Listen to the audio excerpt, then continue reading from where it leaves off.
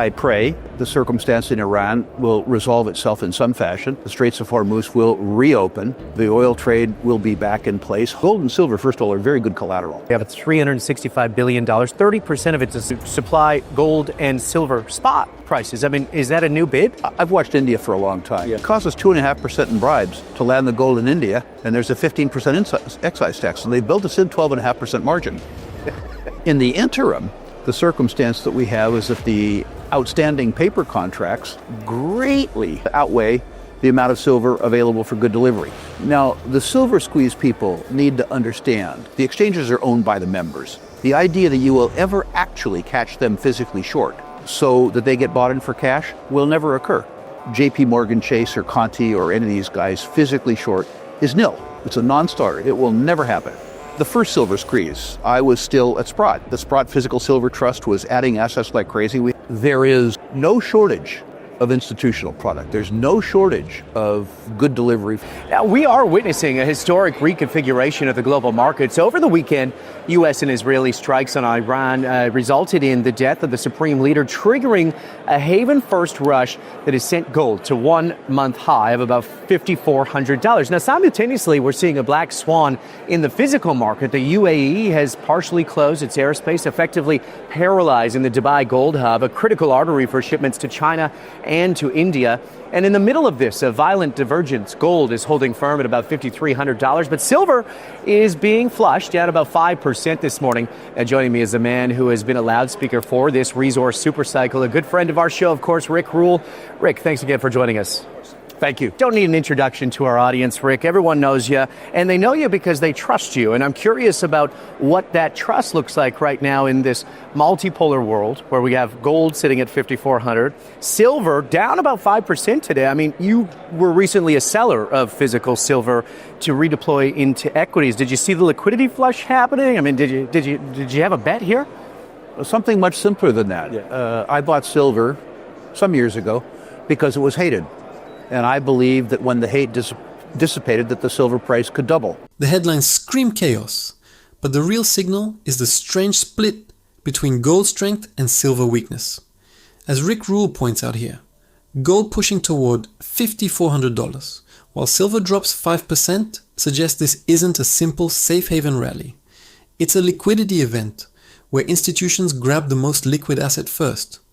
History shows this pattern during shocks, from the 2008 crisis to the March 2020 panic, when silver initially plunged before recovering. The Dubai airspace disruption adds another layer, choking a major physical supply route into Asia. Next, Rick Rule discusses why silver sentiment flipping from hated to popular may already be changing the trade. I was wrong. It quadrupled. Yeah. But I'm an old guy, and I'm a disciplined speculator. When a position performs the way I had hoped, I sell it. I looked at my silver position and said, as a speculation, it's run its course. So benchmark it against some other speculations and see if it stays in the portfolio. What I discovered was that the silver stocks themselves were being valued by Bay Street at about $45 silver. Therefore, if the silver price held constant at 75, by definition, I wouldn't make any more money on silver, but I could still make money in the silver stocks. Conversely, if the price fell, because of the implicit discount in the silver stocks, while their prices might fall, their values wouldn't. So about 50% of the money I made by selling silver, I put into the silver stocks. But remember, for me, it was a speculative position. What really happened is that silver ceased to be hated. I got the price appreciation I wanted. Yeah. Sold it, moved on. And I feel like, the audience needs to know this. I mean, they sometimes forget that the fundamentals are, buy low, sell high. Correct. And you redeployed it into the miners. Did you know that if you and I went to build like a mill, a tilt-up concrete building in China, we would depreciate the capital cost in year one? Most investors chase the story after the big move, but disciplined investors quietly exit when the narrative becomes popular. As Rick Rule points out here, the key shift isn't just silver quadrupling, it's that miners were still priced as if silver were only $45 while the metal traded near $75. That valuation gap creates asymmetric opportunity. even if silver stalls, equities can still re-rate. This is classic resource cycle behavior seen in past bull markets like 2003 to 2007, when miners lagged the metal before surging later.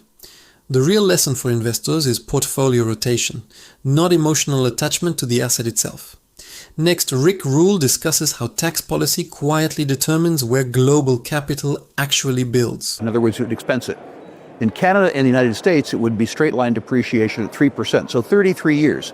And in communist China, we would expense that. Now, where do you think people are going to build? Think this through. Yeah. Did you pay attention to this silver squeeze narrative that was going on? I mean, COMEX, the banks, the halt, everything else. Any thoughts on this? Well, I guess I'm too close to the silver market. Yeah. The first silver squeeze, I was still at Sprott. And the Sprott Physical Silver Trust was adding assets like crazy. We had to go buy silver. We had some hairy moments, not because of the market, but because our own buying was so heavy. But there was never a squeeze in wholesale silver product. The circumstance that we have today is, in terms of good delivery retail product, 1 ounce product, even up to 1 kilo product, it's short. Yeah. There is no shortage of institutional product. There's no shortage of good delivery for people like the Sprott Physical Trust. There is a shortage of good delivery on deposit at COMEX. If we can get through the next 3 or 4 months, that solves itself. Yeah. The dealers are reluctantly buying back non-good delivery silver, shipping it to the refineries, and it reappears as good delivery. The silver squeeze narrative sounds dramatic, but the real issue is far more technical than viral headlines suggest. As Rick Rule points out here, the shortage isn't in institutional wholesale bars, it's mainly in retail products like 1 ounce coins and kilo bars. That distinction matters because social media squeezes target visible shortages, not the deeper wholesale supply chains that actually price the market. Similar confusion happened in 2021 when retail premiums exploded while COMEX inventories remained functional. Meanwhile, tax policies like China's instant capital expensing quietly pull industrial investment eastward, something markets rarely discuss. Next, Rick Rule unravels why paper contracts versus physical silver may create future market disruptions. In the interim, the circumstance that we have is that the outstanding paper contracts greatly outweigh the amount of silver available for good delivery. Now, the silver squeeze people need to understand the way the exchanges work. The exchanges are owned by the members. The idea that you will ever actually catch them physically short so that they get bought in for cash will never occur. The exchange will declare force majeure. They'll cash settle. They'll halt the contract. They'll cash settle, wipe their hands and go away. The idea that you're going to catch JP Morgan Chase or Conti or any of these guys physically short is nil. It's a non-starter. It will never happen. If you look back to the tin trade, the nickel trade, when the dealers get too far offside, what it's going to cost them on their balance sheet? Force majeure, suspend the contract, cash settle, drive on. So we're going to see a couple more halts here, technical glitches, I'm sorry? That's insane. Yes, probably. Yeah. I mean, understand the beast for what it is. Yeah. It's interesting. I mean, your friend Eric Sprott was also bringing up on Friday how the market will change come April 1st because of India's new law from the SCBI. Many retail traders imagine a dramatic moment when banks get trapped in a physical silver shortage, but exchange mechanics rarely allow that scenario. As Rick Rule points out here, futures markets are owned by their members, meaning rules can change instantly if systemic losses appear. We've already seen this playbook in the 2022 nickel crisis, when trading was halted and contracts were rewritten to protect the system. Paper claims often exceed physical supply in commodities, sometimes by multiples, but exchanges can simply force cash settlement. That's why the real risk isn't a squeeze victory, it's a rule change mid-trade. Next, Rick Rule discusses how India's upcoming regulatory shift could reshape precious metals demand. We have $365 billion, 30% of it to supply gold and silver spot prices. I mean, is that a new bid? I've watched India for a long time. Yeah. They don't have anything like permanent policy. I remember some years ago when the Indian government put a big excise tax on gold. I had some friends who were Gujaratis, and they were, well, I would call them traders. The Indian government would call them smugglers. And I asked them about that circumstance, and they said, well, we hope the excise tax continues. And I said, well, why is that? They said, well, it costs us 2.5% in bribes to land the gold in India, and there's a 15% excise tax. And they built us in 12.5% margin. Just small. I mean, these are huge swings. These are huge. On top of their normal margin. It's What have you learned? I mean, you've learned a lot, but coming through this industry now with Bullion Bank, for instance, launching the bank, I mean, it being actively going, I mean, exciting times, no?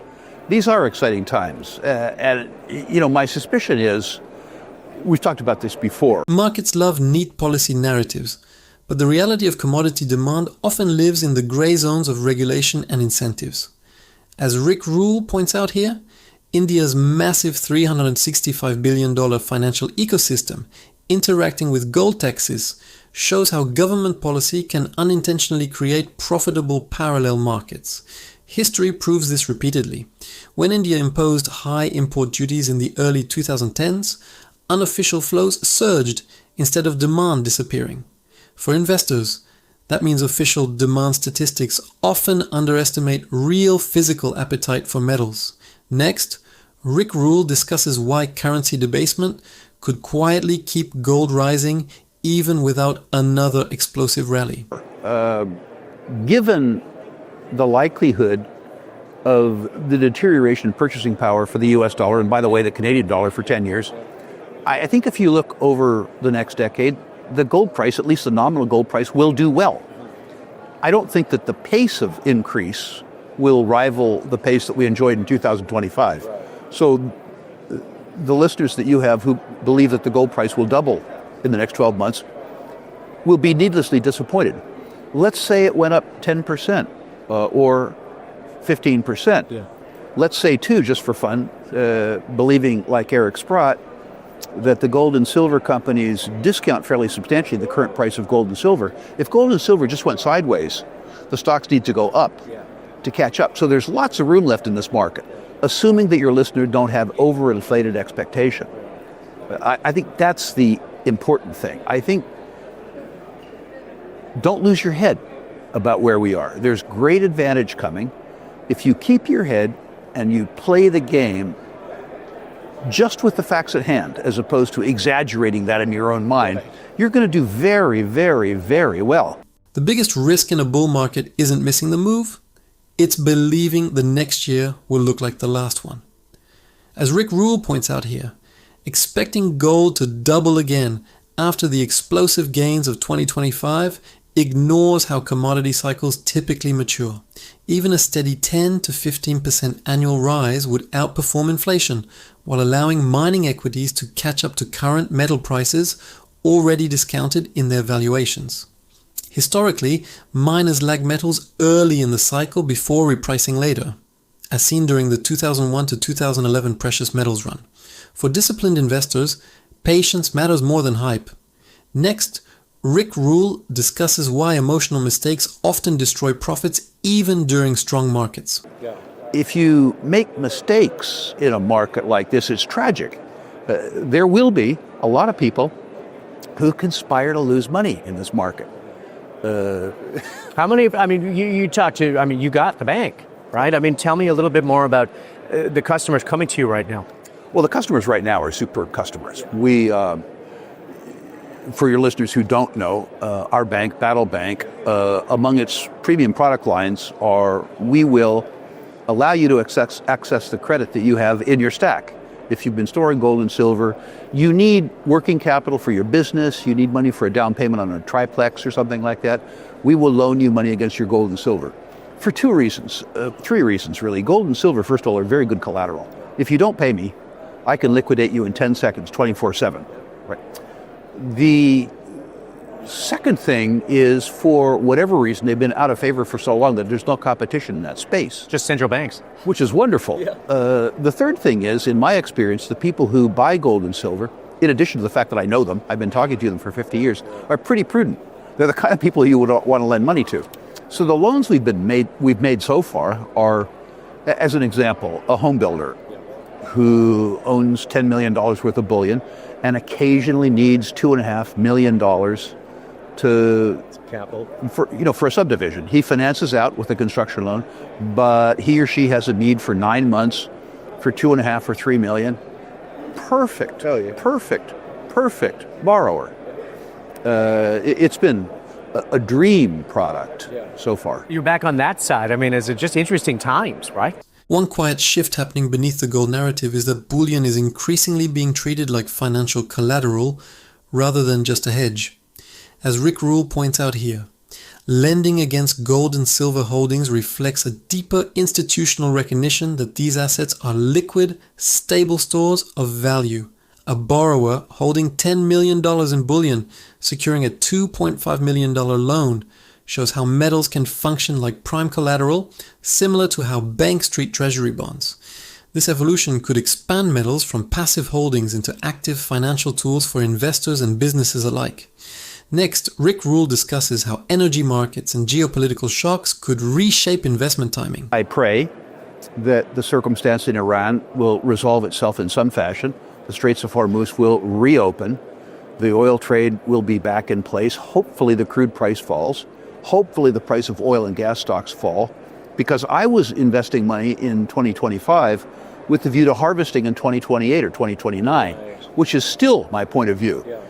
Given that I'm still trying to build my position, I would prefer that these stocks were cheaper, not more expensive. Yeah, makes sense. And I mean, on Suncor, CNRL, I mean, Suncor is projecting $3.3 billion in buybacks for this year alone. I mean, in a world of 4% inflation and now war, is a 7% dividend yield from a North American oil producer the only safe haven bid?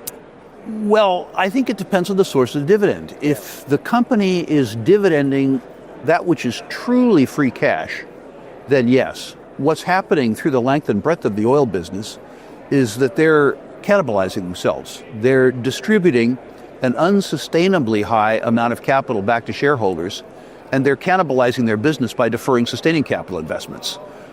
In that regard, I would prefer they didn't do it. High dividends in energy stocks may look like safety, but sometimes they signal something more troubling beneath the surface.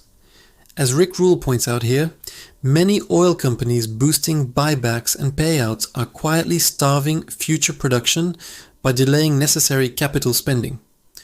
That strategy can inflate short-term returns, while weakening long-term output capacity, a pattern seen during previous commodity cycles before supply crunches emerged. Suncor's projected $3.3 billion buyback sounds shareholder-friendly, but investors should ask whether those funds should be rebuilding reserves instead. Next, Rick Rule discusses how geopolitical shocks and supply constraints could influence the next phase of the commodity cycle. If you have a company, again, like Exxon, which is distributing after buying Pioneer for $60 billion, distributing after new project investment in Guyana, and distributing after sustaining capital, I'm okay with that. The market is rewarding companies that are distributing core capital to shareholders, high dividends, high buybacks, at the expense of sustaining capital investment. That's stupid. That's paying me my own money back. I need the company to grow before they pay me the surplus. Capital that they take from growth is not surplus capital. And I mean, even on the macro front, I mean, the 10-year is slumping. Obviously, manufacturing inputs are soaring at their fastest pace since 2022. I mean, is the market now pricing out rate cuts because of this insurgence of inflation? Yes, which is, I think, an enormous mistake. First of all, I think the conventional measures of inflation are lies. If your listeners will do the simple thought experiment and look at the basket of goods and services that they consume and take it back to 2020 and ask themselves whether housing prices or rents in Canada have been increasing at 2.5% compounded or some higher number, or their gasoline, or their tax bills, or their groceries. A rising dividend can quietly hide a shrinking future. As Rick Rule points out here, The market's obsession with buybacks and high payouts often rewards companies that are quietly starving their own growth budgets. When firms return capital before reinvesting in reserves, infrastructure, or expansion, investors are effectively receiving their own capital back rather than real value creation. Manufacturing input prices rising at their fastest pace since 2022 also signals inflation pressure the bond market may be underestimating. For investors chasing yield, that combination can quietly erode long-term returns.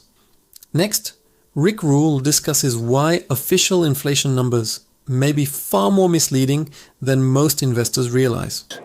The idea that inflation is correctly measured by the CPI, which is to say 2.5, 2.6%, causes good commentators to call it the CP lie. Yeah. My suspicion is that the deterioration in the purchasing power of our currency, which is what I characterize as inflation, I think that number is closer to 8 or 10. I think it's a much bigger number than people give it credit for being. I would challenge your viewers to put themselves to the test. Look at the basket of goods and services that they acquire, and look at what those price levels were in 2020, and look at what the price levels are today, and ask themselves whether the number that you're being quoted by your government is accurate or fallacious. I mean, the government doesn't want people to know that. Of course not. They've been actively trying to kind of juice this up. I mean, what does that look like? We got the midterms coming up. We got Kevin Warsh. I mean, there's a lot of things coming to fruition this year, not to mention war. Inflation often looks tame on paper, while quietly eroding purchasing power in real life. As Rick Rule points out here, the official CPI figure, around 2 to 3%, may not match what households actually experience when comparing rent, food, fuel, and taxes since 2020. Many economists argue that adjustments inside CPI calculations, like substitutions and weighting changes, soften the headline number even when core living costs surge. If true inflation is closer to 8 to 10%, as Rick Rule suggests, then real returns on bonds, savings, and pensions could be deeply negative. Next, Rick Rule discusses why many people avoid confronting this reality altogether. Sadly, I think most people don't want to confront bad news. If they do, they'd be forced to act on it. And most people would prefer that their problems were solved by others. And people still, unfortunately, on both sides of the 49th, believe that the government is the right place to solve the problems. I think the government causes the problems. I would prefer that your listeners, rather than wait for Carney or Trump to solve their problems, think about solving them themselves. But they need to confront them first. If you believe that inflation is at 2.5 and you get paid 4.2 or 4.3 at a U.S. 10-year Treasury, you're fairly sanguine. If rather than that, you think that you're getting paid 4.2 in a currency that's depreciating at 8% compounded, you think, I have to do something about this. Sadly, too many people don't want to take control of their financial future. Yeah. How quick should Canada move here? I mean, there seems to be a lot of bureaucracy. We're sitting in Toronto. The most dangerous financial risk is the one investors refuse to acknowledge. As Rick Rule points out here, the entire logic of safe assets like the 10-year Treasury depends on believing inflation is only around 2 to 3%. But if currency purchasing power is falling closer to 8% annually, then a 4.2% yield actually locks investors into losing ground every year. That quiet erosion is exactly why many long-term savers feel wealthier on paper, yet poorer in daily life. Recognizing the gap between nominal returns and real purchasing power is where portfolio strategy truly begins. Next, Rick Rule discusses why policy decisions may be slowing economic competitiveness. We're talking about trying to compete with the U.S. We're far behind. I mean, at what point is Canada open for business? That's a question I suspect that you need to ask your prime minister. My preference, would have been 10 or 15 years ago. When I emigrated to Canada from the United States in 1970, this country had a lot of common sense. You didn't go to war in Vietnam, as an example, which was a huge benefit to me. But there was, at that point in time, a very, very investment-centric tax code as opposed to a consumption-centric tax code. That's all changed. What pace of change would be appropriate for Canada needs to be decided not by an American, but rather by a Canadian. Performative politics, perhaps? Well, I would just ask Canadian taxpayers to think about the well-being of their children. Economic competitiveness rarely collapses overnight. It fades slowly through policy drift. As Rick Rule points out here, Canada once built its economy around investment incentives and capital formation, but tax structures have gradually shifted toward consumption instead. When governments prioritize short-term revenue over long-term investment incentives, industries like energy, mining, and manufacturing quietly relocate to friendlier jurisdictions. Investors often see this first through slower capital flows and weaker project pipelines before the broader economy feels it. For portfolios tied to resource sectors, these policy signals matter years before headlines catch up.